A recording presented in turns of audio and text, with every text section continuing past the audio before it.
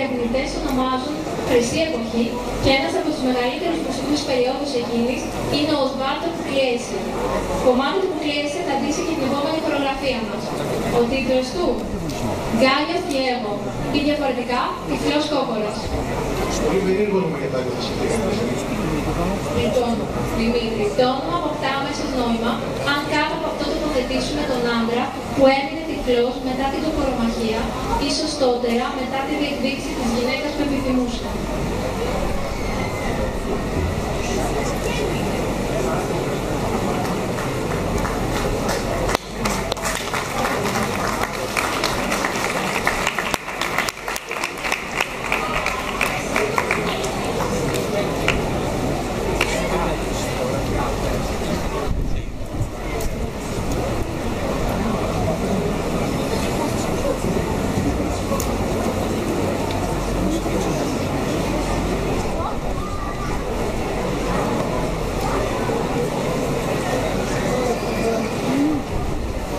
Yeah.